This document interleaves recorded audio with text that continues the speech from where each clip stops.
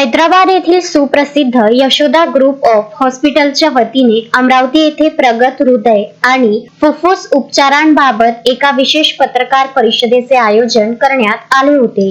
21 December 2025 रोजी पार पडलेल्या या परिषदेत हृदय आणि फुफ्फुस प्रत्यारोपण, थोरेसिक शस्त्रक्रिया आणि गंभीर आजारांवरील अत्याधुनिक उपचार पद्धतींची माहिती देण्यात आली। यावेळी रुग्णालयातील नामवंत तज्ञांनी उपस्थितांना मार्गदर्शन केले। डॉक्टर भारत पुरोहित, वरिष्ठ सल्लागार इंटरव्हेन्शनल कार्डिओलॉजी यांनी हृदयाच्या झडपा बदलण्याच्या प्रगत प्रक्रिया आणि हृदय प्रत्यारोपणाबद्दल माहिती दिली। जनरली ऐसा होता है कि फुफ्फुस के अनेक तरीके की बीमारियां रहते हैं, जैसे टीबी हुआ, कैंसर हुआ, ब्रोंकिक्टाइटिस, गूंज बनना मतलब फंगस होना, या कई और तरीके से सीओपीडी या आईएलडी, ये सब कंडीशंस में सर्जन का रोल रहता है। और सर्जरी करने के जो तरीके हैं आजकल विद एडवांसेस टेक्नोलॉजी को लेके सब इतने एडवांसेस हुए हैं कि हम अभी ओपन सर्जरी पहले जो करते थे चीर फाड़ के, उससे हम आगे बहुत आगे निकले हैं। अभी हम हमारे हॉस्पिटल में सबसे लेटेस्ट जो रोबोट है दुनिया का वो है हमारे पास, डाविंची का। डाविंची रोबोट है तो उसको वैट्स बोलते हैं। ये हमारा मेन काम है। इसके अलावा हम लोग फेफड़ा बदलना मतलब लंग ट्रांसप्लांट की सर्जरी करते हैं। अगर जब दोनों फेफड़े खराब हो जाता है आदमी का, तो वो सस्टेनेबल नहीं रहता, वो ऑक्सीजन पे रहते हैं। तो ऑक्सीजन पे कितना देर रह सकता है आदमी और ऑक्सीजन पे क्या काम कर सकता है, ज़्यादा उनकी नॉर्मल लाइफ बहुत इफेक्ट हो जाती है। इसलिए उनको फिर पूरा फेफड़ा बदलने का सर्जरी होता है लंग ट्रांसप्लांट, वो हम करते हैं रूटीनली हमारे हॉस्पिटल में। और हमारी मेन फोकस जो रहती है वो रहती है कि पेशेंट, अगर हम मिनिमल इन्वेजिव करते हैं जैसे रोबोटिक और वैट सर्जरी करते हैं, तो उसमें हमारा मकसद ये रहता है कि पेशेंट जल्द से जल्दी रिकवर हो, जल्द से जल्दी काम पे वापस जा पाए। अब कोई भी सर्जरी को लेके एक ये रहता है कि सर्जरी कराएंगे तो आगे इनकी जिंदगी कैसी रहेगी, ये काम कर पाएंगे या नहीं कर पाएंगे, ये सबके मन में रहता है। डॉक्टर विश्वेश्वरन बालसुब्रमण्यम, वरिष्ठ सल्लागार पल्मोनोलॉजी यांनी एका 12 वर्षाच्या मुलावर करण्यात आलेल्या यशस्वी फुफ्फुस प्रत्यारोपणाचा दाखला देत श्वसन विकारांवरील प्रगत उपचारांवर प्रकाश टाकला। इंटरवेंशनल पल्मोनोलॉजी के सर्विसेज के देखभाल करता हूँ। सो बेसिकली 10 साल पहले अगर आप पूछेंगे पल्मोनोलॉजी में क्या था, बहुत ज़्यादा कुछ बोलने के लिए नहीं था, बट अभी पूरी की पूरी तरीका बदल चुका है। अभी कैसे आपको हार्ट में या गैस्ट्रो में इंटरवेंशनल कार्डियोलॉजी, इंटरवेंशनल गैस्ट्रोएंटरोलॉजी कहते हैं, ऐसा advanced interventional pulmonology services India में स्पेशली यशोदा हॉस्पिटल सोमाजीगुड़ा में रूटीनली अवेलेबल है।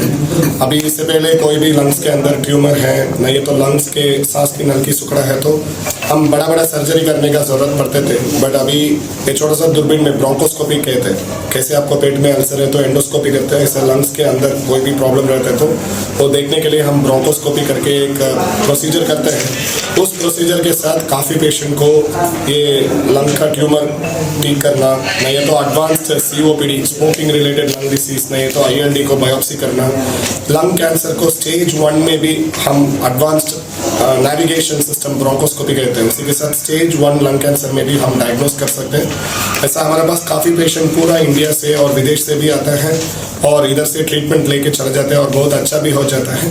इसके अलावा कोई भी advanced lung cancer related services है, लंग्स के अंदर पानी आया है, नहीं तो लंग कैंसर रहता है, उसको भी अभी हम बड़ा सर्जरी करने का ज़रूरत नहीं है। छोटा सा दूरबीन के साथ अंदर जाके उसको पूरी तरीके से भी इलाज कर सकते हैं। और वो पैराक्वेट करके एक पॉइजनिंग लिया है, उसके बाद लंग्स पूरी तरीके से खराब हो गए थे।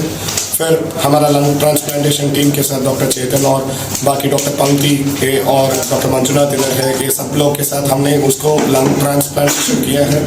और अभी वो बच्चा कोई मरने वाला है, अभी बिना ऑक्सीजन हर काम कर रहे हैं।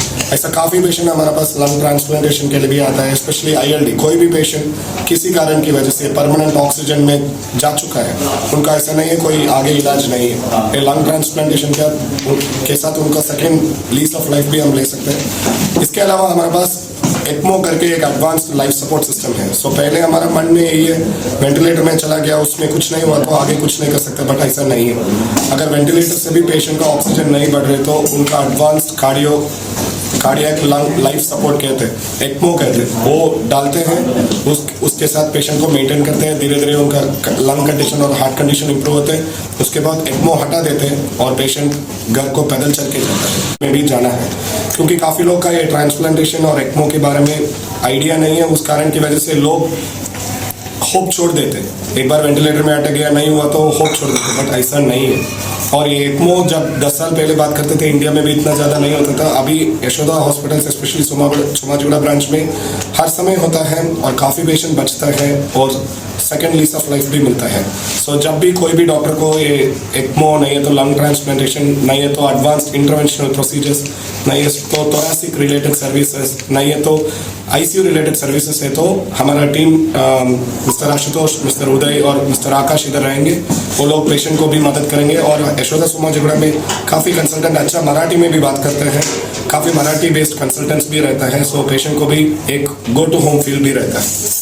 तसेच डॉक्टर मंजुनाथ बाडे यांनी रोबोटिक थोरेसिक सर्जरी आणि डॉक्टर एम कार्तिक यांनी इक्मो या जीवरक्षक प्रणालीच्या महत्त्वावर भाष्य केले। अमरावतीमध्ये आयोजित विपकॉन 2025 परिषदेच्या निमित्ताने हा कार्यक्रम घेण्यात आला होता। यशोदा रुग्णालयाला नुकताच प्लॅटिनम लेव्हल एल्सो अवॉर्ड मिळाला असून गरीब रुग्णांना शासकीय योजनांच्या माध्यमातून मदत करण्याचे आश्वासनही यावेळी रुग्णालय प्रशासनातर्फे देण्यात आले। डिपार्टमेंट से सब लोग इकट्ठा होकर पेशेंट की भलाई के लिए कौन सा काम पहले करना है और पेशेंट को इस मुश्किल अवस्था से बाहर कैसे लाना है, इसकी हम प्लानिंग करके फैमिली से डिस्कस करके आउटकम्स बढ़ाने में मदद करते हैं। तो आईसीयू जो है बहुत स्ट्रेसफुल एनवायरनमेंट है, आप लोग सब लोगों को पता है। और यहाँ जो ट्रीटमेंट चलता है वो बहुत ही मुश्किल और कठिनाइयों वाले कंडीशन में ही पेशेंट्स आते हैं, जो वेंटिलेटर पे रहते हैं, जो एक्मो मशीन पे रहते हैं, जो कॉम्प्लिकेटेड सर्जरीज होते हैं। ऐसे पेशेंट्स को हम 24/7 आईसीयू के अंदर देखभाल करते हैं और उनके आउटकम अच्छे होने के लिए और बेहतर आउटकम दिलाने के लिए हम एक नींव रखते हैं जिसके ऊपर हर कोई टीम हॉस्पिटल में डिपेंड करता है।